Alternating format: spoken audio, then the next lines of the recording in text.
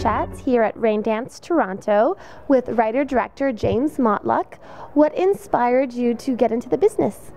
Well, I read a book. I read a book by a guy named Rick Schmidt, and his book was called How to Make Feature Films at Used Car Prices. Oh. And I thought, he said he could make a feature film for $6,000, and I thought, well, $6,000, that's not a lot of money. So I went out and I made a feature film.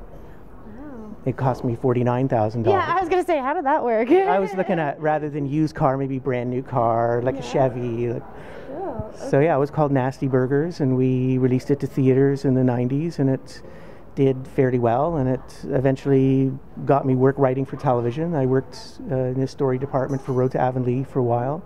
Because I'm a big fan, what was it like working for Road to Avonlea? It was a lot of fun. It was my first job in television, so I had no idea what to expect, but it was a lot of fun.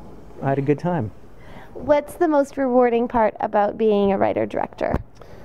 Well, I mean, the most rewarding part is when you actually have your film shown in front of an audience. And I mean, I always remember the first documentary I made. It was a film called Life Under Mike, and it was about Mike Harris. And it got some good support. I got support from Michael Moore. He funded the post-production. But when we showed it, we opened it at the Bloor Cinema, and you know, I didn't expect very many people to come out. But we had a lineup that was all the way down the street and around the block. So it was really amazing to see all those people in the seats, and you know, to hear them react to the parts of the movie, because you get so close to it that it's difficult to know what's working and what's not working, and it's interesting to see it through those fresh eyes. You've just finished working on your third Ukrainian film. What are you most excited about for that project?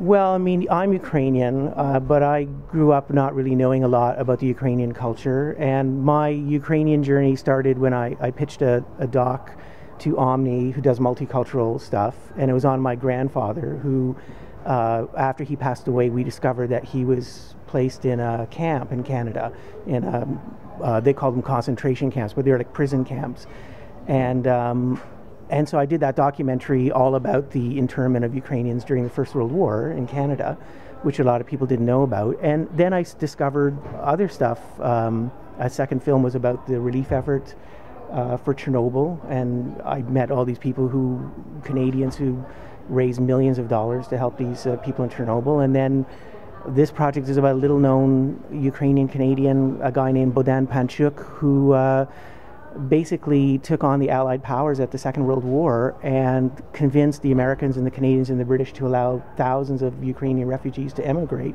and to escape the Soviet Union. So again, it's like these little bits of Canadian history almost that are, and about my own culture, I guess, that are really fascinating. So it was a lot of fun. What are you most looking forward to for your upcoming film about Albert Grossman? Well, I'm looking forward to actually getting the money to make it. So, so we're still developing it, but I mean, I'm fascinated with that part of popular culture, that kind of early days of rock and roll.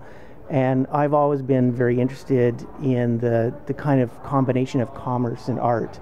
And Albert Grossman is such a fascinating guy because he's revered and he's reviled in the rock world. And he was a very savvy businessman. He made a lot of money, but he also really championed the rights for his artists to sort of follow their muse, to be, to have the creative freedom, and he kind of fought the record companies that tried to squash that freedom. So, I think he's such a fascinating character, and he's so important both in the American rock world, but in Canada too. He discovered people like Ian and Sylvia Tyson and the band and groups like the Poppers, which came out of Yorkville. So I think it'll be, if it happens, it will be a very exciting project. What advice would you give to an aspiring filmmaker? I think you have to go for projects that you really feel passionately about.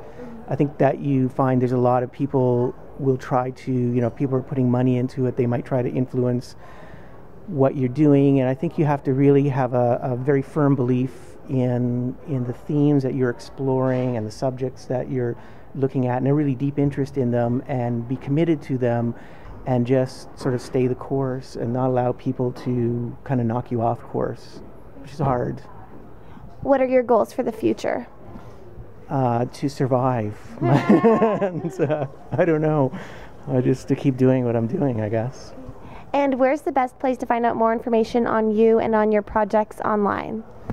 You could go to the company website, which is www.guerrillafilms.com. Guerrilla as in guerrilla fighter. Wonderful. And we can find you on IMDb as well. You certainly can. I live there on IMDb. Okay, great. Thank you so much, James, and congratulations on all of your success, and best of luck with your upcoming projects. Thanks. I guess I feel like I've made it now that I've been on Katie Chats. You're welcome.